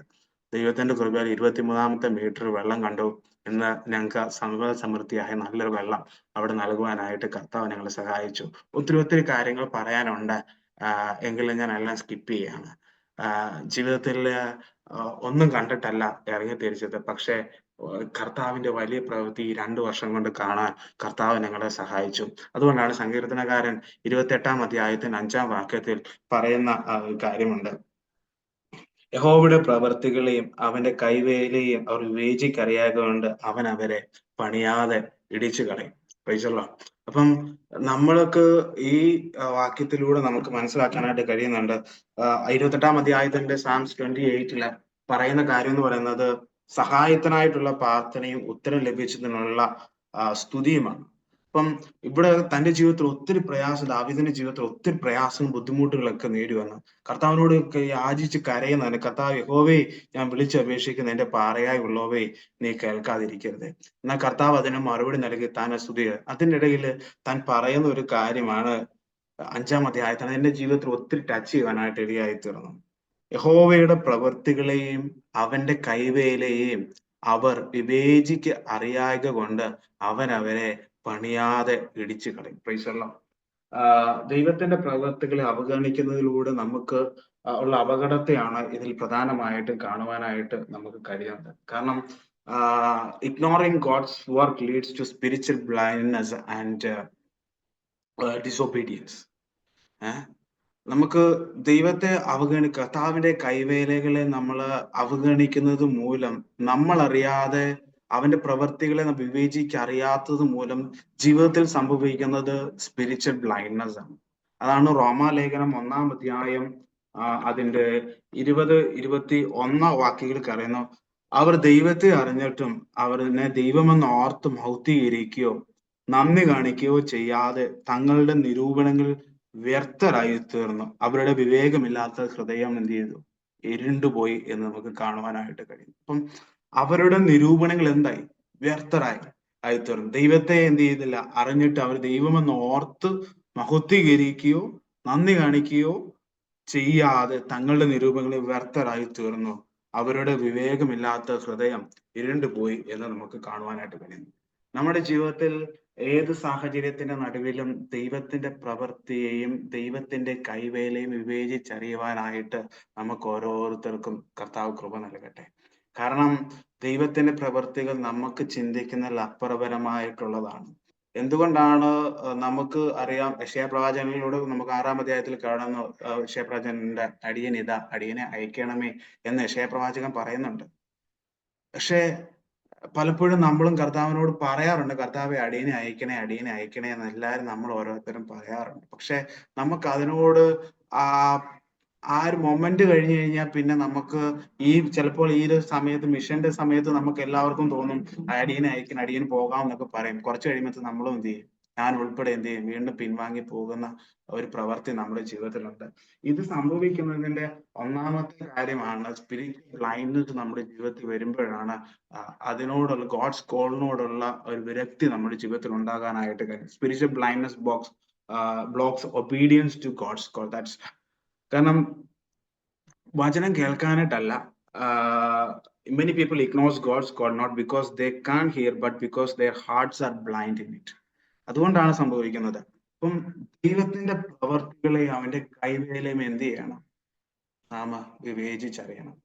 കാരണം എന്നാൽ മാത്രമേ നമ്മുടെ ജീവിതത്തിൽ കെട്ടുപണികൾ നടക്കത്തുള്ളൂ. കർത്താവ് അവിടെ പറയുന്ന കാര്യം എന്താണ്? അവൻ നിങ്ങളെ പണിയാതെ ഇടിച്ചു കളയും. വിവേചിച്ചറിയാത്തത് കൊണ്ട് സംഭവിച്ചത് പണിയാതെ എന്ത് ചെയ്യും? ഇടിച്ചു കളയും. അപ്പം എന്തെങ്കിലും ഒരു കാര്യം പണിതതിനെയാണ് ഇടിച്ചു കളയാൻ പറ്റത്തുള്ളൂ. ഇതുവരെ എന്തെങ്കിലും കെട്ടിപ്പടുത്തിക്കൊണ്ട് വന്നതിനെ എന്ത് ചെയ്യത്തുള്ളൂ? ഇടിച്ചു കളയാം. അല്ലാതെ ഒന്നുമില്ലാത്തതിനെ ഇടിക്കാനൊന്നും പറ്റത്തില്ല. അപ്പം നമ്മുടെ ജീവിതത്തിൽ ഇത്രയും നാളും നാം നമ്മുടെ ജീവിതമാകുന്ന ജീവിതം കെട്ടിപ്പടുത്തിക്കൊണ്ട് വരുമ്പോ നാം ദൈവത്തിന്റെ പ്രവർത്തികളും അവന്റെ ഗോഡ്സ് ഹാൻഡ് വർക്ക്സിനെയും നമ്മൾ മനസ്സിലാക്കി തിരിച്ചറിയുന്നില്ല എങ്കിൽ നമ്മുടെ ജീവിതത്തിൽ ചില ഇടിവുകൾ സംഭവിക്കാനായിട്ട് ഇടയായിട്ട്. അതാണ് ഹഗായി പ്രവാചകന്റെ പുസ്തകത്തിൽ പറയുന്ന ഒരു കാര്യമുണ്ട്. ഹഗായി പ്രവാചകന്റെ പുസ്തകം 1-ാം അധ്യായം അതിന്റെ 1-ാം വാക്യത്തിൽ കർത്താവ് പറയുന്നുണ്ട്, എന്റെ ആലയം ശൂന്യമായി കിടക്കെ നിങ്ങൾ തട്ടിട്ട വീടുകളിൽ പാർക്കുവാൻ കാലമായി. സാഹചര്യം നിങ്ങൾക്കറിയാം. ബാബിലോൺ പ്രവാസത്തിൽ നിന്ന് മടങ്ങി വരുന്ന ജനത്തെ പറ്റിയാണ് ഇവിടെ പ്രതിപാദിച്ചിരിക്കുന്നത്. അവരുടെ ഉദ്ദേശശുദ്ധി ഒറ്റ ഒരു കാര്യമായിരുന്നു, ദൈവത്തിന്റെ ആലയം പണിയണം, ദൈവത്തിന്റെ ആരാധന പുനഃസ്ഥാപിക്കണം, ദൈവമായിട്ടുള്ള ഒരു ബന്ധത്തെ നിലനിൽക്കണം എന്നുള്ള ഒറ്റ ചിന്താഗതി കൊണ്ട് മാത്രമാണ് ഇവർ ഈ സ്വന്തം രാജ്യത്തിലേക്ക് മടങ്ങി വന്നത്. വന്ന സമയത്ത് വലിയ തീക്ഷ്ണത ഉണ്ടായിരുന്നു, വലിയ അത്ഭുത പ്രവൃത്തി അവരുടെ ജീവിതത്തിൽ അവർ ഒരുമിച്ച് ആലയത്തിന്റെ പണി തുടങ്ങുകയും ചെയ്തു. പിന്നീട് അവരുടേതായ, അതാണ് റോമാലേഖനത്തിൽ പറഞ്ഞത്, നമ്മൾ സ്വന്തം നിരൂപണങ്ങൾ വ്യർത്ഥരായി തീർന്ന് എന്ത് ചെയ്തു? അവർ വ്യതിചലിച്ചു പോകാനായിട്ട് ഇടയായി തീർന്നു. പിന്നീട് പ്രശ്നങ്ങൾക്ക് ആൾക്കാർ ചോദ്യങ്ങൾ വന്നത്തേന്, പ്രശ്നങ്ങൾ വന്നത്തേന് അവസാനം സ്വന്തം നിരൂപണങ്ങളിൽ എന്ത് ചെയ്തു? വ്യർത്ഥരായി തീർന്ന് അവരുടെ ഹൃദയങ്ങൾ എന്ത് ചെയ്തു? ബ്ലൈൻഡ് ആയിപ്പോയി. ഹഗായി പ്രവാചകന്റെ പ്രവാചക പുസ്തകം ഇപ്പോഴും നമ്മോട് ഓരോരുത്തരും സംസാരിക്കുന്ന ഒരു കാര്യമാണ്. ജീവിതത്തിൽ ആദ്യത്തെ വലിയ തീക്ഷ്ണത കർത്താവിനോടുള്ള ഭയഭക്തി, കർത്താവിന് വേണ്ടി ഇറങ്ങിത്തിരിക്കണം, പ്രവർത്തിക്കണം, കൊടുക്കണം എന്നുള്ള ഒരു വലിയ ആവേശം നമ്മുടെ ഓരോരുത്തരുടെയും ജീവിതത്തിൽ ഉണ്ടായിരുന്നു. ഇറങ്ങിത്തിരിക്കുന്ന തീക്ഷ്ണത അത്ര കാഠിന്യമേറിയ തീക്ഷ്ണത ആയിരുന്നു നമ്മൾ ഓരോരുത്തരുടെയും ജീവിതത്തിൽ. പക്ഷെ പിന്നീടുള്ള സാഹചര്യത്തിൽ എന്തൊക്കെയോ കാലതാമസങ്ങൾ സംഭവിക്കുമ്പോഴും നമ്മൾ ഉദ്ദേശിക്കുന്ന പോലെ കാര്യങ്ങൾ മുമ്പോട്ട് പോകുന്നില്ല എന്ന് കാണുമ്പോഴും നമ്മൾ ഓരോരുത്തരും ഒറ്റ ചിന്ത, ഈ ഹഗായി പ്രവാചന പുസ്തകത്തിൽ പറയുന്ന എന്റെ ആലയം പണിയുവാനുള്ള കാലം വന്നിട്ടില്ല എന്ന് നിങ്ങൾ പറയുന്നുവല്ലോ. നമ്മൾ പറയുന്നത് ഇച്ചിരി കഴിയട്ടെ, പോട്ടെ, ഇത് സമയം ആയിട്ടില്ല എന്ന് പറയുന്ന കാലം എന്ത് ചെയ്ത? ഇപ്പൊ നടന്നുകൊണ്ടിരിക്കുക. എന്നിട്ട് പറയുകയാണ്, എന്റെ ആലയം ശൂന്യമായി കിടക്കെ നിങ്ങൾ തട്ടിട്ട വീടുകളിൽ പാർക്കുവാൻ കാലമായോ. പ്രൈസല്ലോ. കാരണം എന്താ? നിങ്ങൾ നിങ്ങളുടേതായ സ്വന്തം നിരൂപണങ്ങൾ വ്യർത്ഥരായി തോന്നി നിങ്ങളുടേതായ കാര്യങ്ങൾക്ക് വേണ്ടി തിരിഞ്ഞു കഴിഞ്ഞപ്പോൾ സംഭവിച്ചത് എവിടെയാ? ശോഷണം സംഭവിച്ചത് എവിടെയാ? ആലയത്തിന്റെ പണി എന്ത് ചെയ്തു? 1-2 വർഷമല്ല, ഇത് ആലയത്തിന്റെ 14-16 വർഷമാണ് ആലയത്തിന്റെ പണി എന്ത് ചെയ്തത്? മുടങ്ങിക്കിടന്നത്. 14 വർഷവും എല്ലാ ആൾക്കാരും ഓടിയത് എന്തിനു വേണ്ടിയിട്ടാണ്? സ്വന്തം നിരൂപണങ്ങൾക്ക് വേണ്ടി, അവരുടെ വ്യക്തമായ കാര്യങ്ങൾക്ക് വേണ്ടി ഓടി കഴിഞ്ഞപ്പോൾ സംഭവിച്ചത് എന്താ? ശോഷണം സംഭവിക്കാനായിട്ട് ഇടയായത്. അതുകൊണ്ടാണ് കർത്താവിന്റെ വചനം പറയുന്നത്, യഹോവയുടെ പ്രവർത്തികളെ അവന്റെ കൈവേലും വിവേചിക്കറിയായക കൊണ്ട് ഞാൻ അവരെ പണിയാതെ ഇടിച്ചു കളയും. ഞാൻ എന്റെ വാക്കുകളെ ചുരുക്കുകയാണ്. ഇന്ന് ഈ സാഹചര്യത്തിൽ നമ്മൾ മിഷൻ ചലഞ്ച് ആയിട്ടാണ് നാം ഈ പ്ലാറ്റ്ഫോമിൽ നമ്മൾ ഈ ഒരു മീറ്റിംഗ് ക്രമീകരിക്കുന്നത്. ഞാൻ എന്റെ അനുഭവം ചെറുതായിട്ട് എനിക്ക് പറയാനായിട്ട് പറ്റില്ല. എങ്കിലും ഈ വചനം നമ്മുടെ ഹൃദയത്തിൽ ഉൾക്കൊള്ളുവാനായിട്ട് ഇടയായിട്ട് തീരട്ടെ. ഒന്നാമതായിട്ട്, spiritual blindness leads to ignoring God's work. കർത്താവിന്റെ കൈവേലകളെ ഇഗ്നോർ ചെയ്യുന്നതിൽ നമുക്ക് സ്പിരിച്വൽ ബ്ലൈൻഡ്നെസ് വലിയൊരു കാര്യമാണ്. രണ്ടാമത്തെ കാര്യം എന്ന് പറയുന്നത്, spiritual blindness blocks obedience to God's call. നമ്മുടെ ജീവിതത്തിൽ സ്പിരിച്വൽ ബ്ലൈൻഡ്നെസ് വരുമ്പോഴത്തേനും നമുക്ക് ദൈവത്തോടുള്ള ആ ഒരു വിളി, ദൈവത്തിന്റെ അനുസരണം എന്ത് ചെയ്യുന്നു, നഷ്ടപ്പെട്ടു പോവുകയാണ്. മൂന്നാമത്തേന്ന് പറയുന്നത്, God open the ice of those who seek him. അതാണ് യോഹന്നാന്റെ സുവിശേഷം 9-ാം അധ്യായം 39-ാമത്തെ വാക്യത്തിൽ പറയുന്നത്, Jesus said, I came into this world so that the blind will see and those who will become blind. Praise the Lord. നാം ദൈവത്തിന്റെ പ്രവർത്തികളെയും അവന്റെ കൈവേലയും എന്ത് ചെയ്യണം? വിവേചിച്ചറിയുന്നവരായി തീരണം. ഒരുപക്ഷെ നമ്മുടെ ജീവിതത്തിൽ ഞാൻ ഒരു അനുഭവം കൂടി ഞാനൊന്ന് പറയാം. ഞാൻ എൻ്റെ ലാസ്റ്റ് സമയം പോയെന്നറിയാം, എങ്കിലും ഒരു എക്സ്പീരിയൻസ് കൂടി ഞാൻ പറയാം. ഞാൻ ഫിലിം മിനിസ്ട്രി നടത്താനായിട്ട് ഞാനൊരു ഇൻസൈഡ് വില്ലേജിൽ പോകാനായിട്ട് തീരുമാനിച്ചു. അപ്പം അന്ന് എൻ്റെ സാഹചര്യത്തിൽ ഞാൻ എല്ലാം പ്ലാൻ ചെയ്തു. ഒരു 3.5 hours കൊണ്ട് ഞങ്ങൾക്ക് ആ സ്ഥലത്ത് എത്താമെന്ന് പ്ലാൻ ചെയ്ത് ഞാൻ പോവുക. അപ്പം ആ സമയത്ത് ഞങ്ങൾക്ക് ഒരു ചെറിയ റിക്ഷ പോലെ ഉണ്ട്, അതിനകത്ത് ജനറേറ്ററും സ്പീക്കറും എല്ലാം കയറ്റി ഞങ്ങൾ 3 പേര് പോകാനാണ് പ്ലാൻ ചെയ്തത്. പോകുന്ന വഴിക്ക് ഞങ്ങളുടെ മറ്റ് ചർച്ചിൽ നിന്നുള്ള കുറച്ച് പേര്, ഒരു 9 പേര് ഞങ്ങളുടെ കൂടെ ജോയിൻ ചെയ്തു. ഞാൻ അവരോട് ചൂടായി, നിങ്ങൾ എന്തിനാ ഈ കാട്ടിക്കൂടി ഈ വണ്ടിയും കൊണ്ട് കയറി പോണ, ഈ 9 പേരെ വലിച്ചുകൊണ്ട് എങ്ങനെയാ പോകുന്നതെന്ന് ഞാൻ ചോദിച്ചു. ഞാൻ ചൂടായി. പക്ഷെ അത് എന്റെ മന്ദബുദ്ധിയിൽ ഞാൻ പറഞ്ഞ കാര്യം. അതിനുശേഷം യാത്ര തുടർന്നു.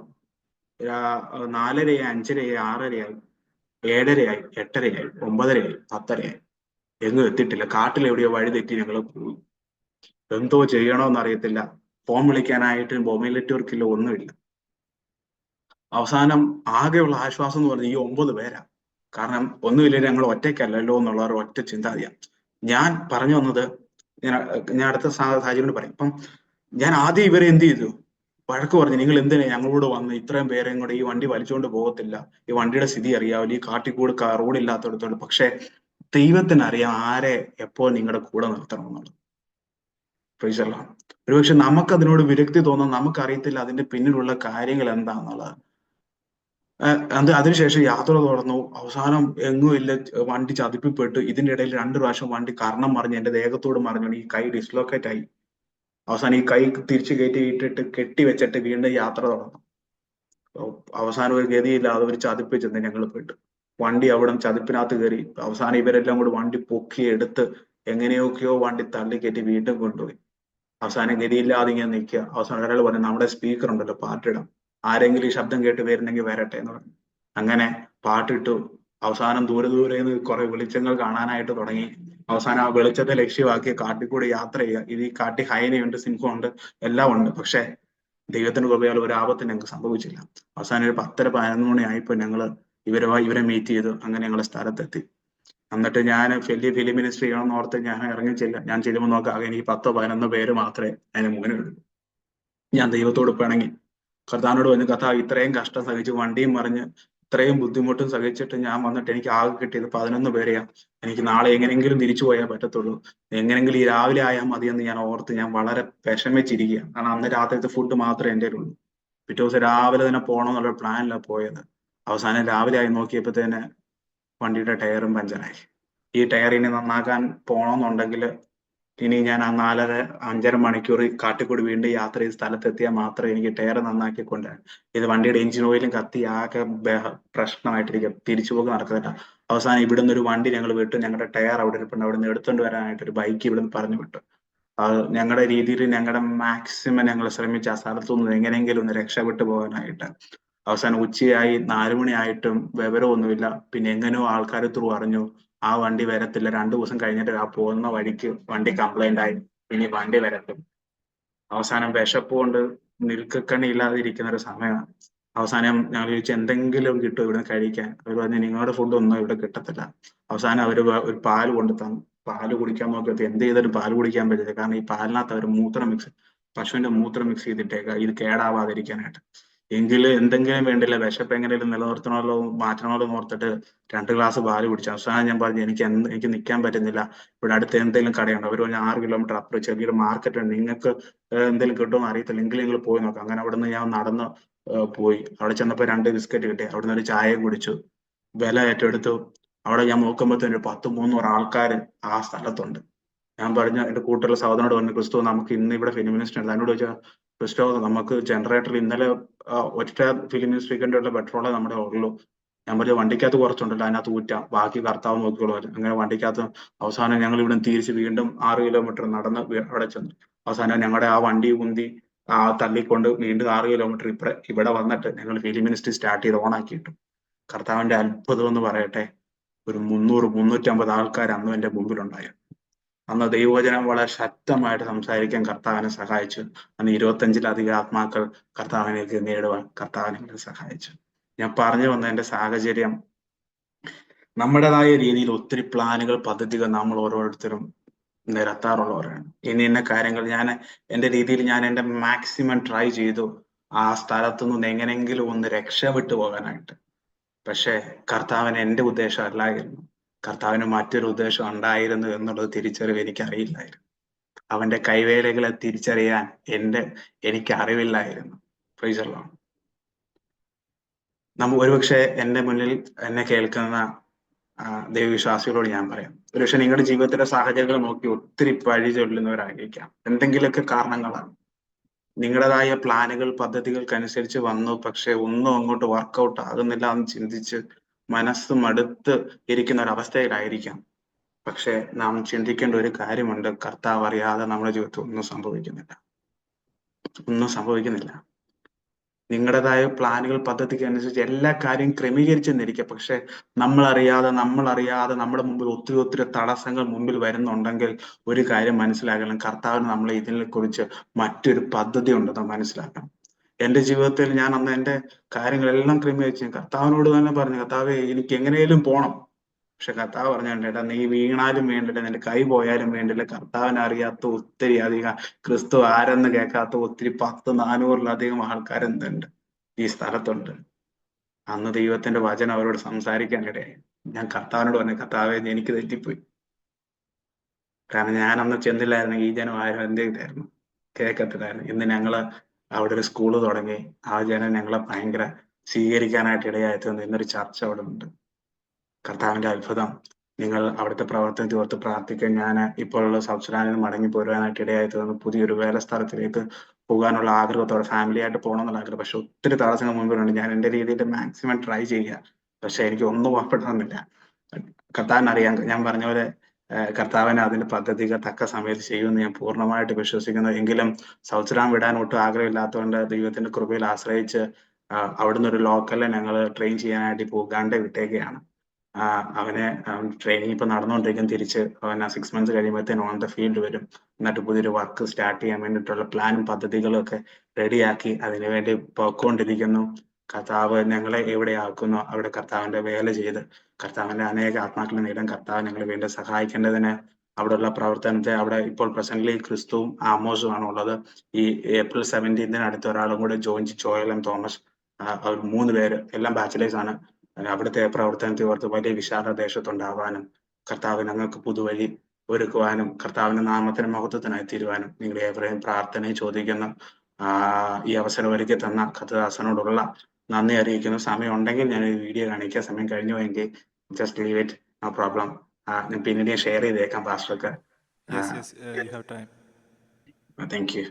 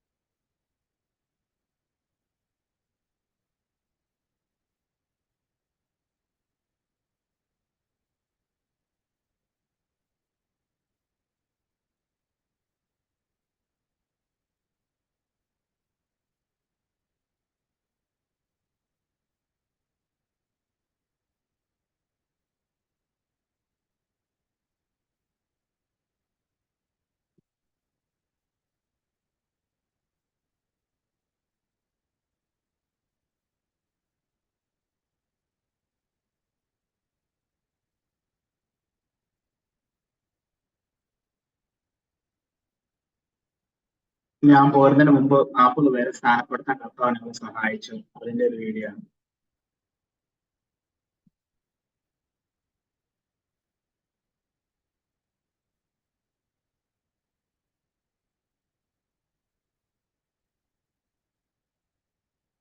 ഇത് ഞങ്ങളുടെ സ്കൂള് പിള്ളേരാണ്.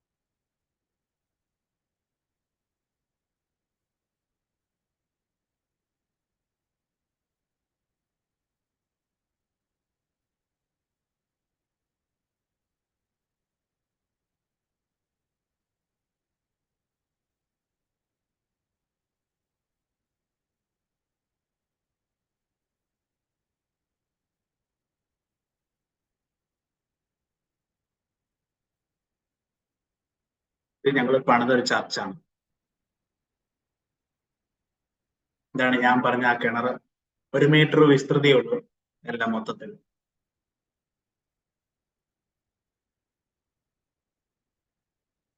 ഇത് ഞങ്ങള് സ്വന്തമായിട്ട് പണിയുന്ന ബാത്റൂം.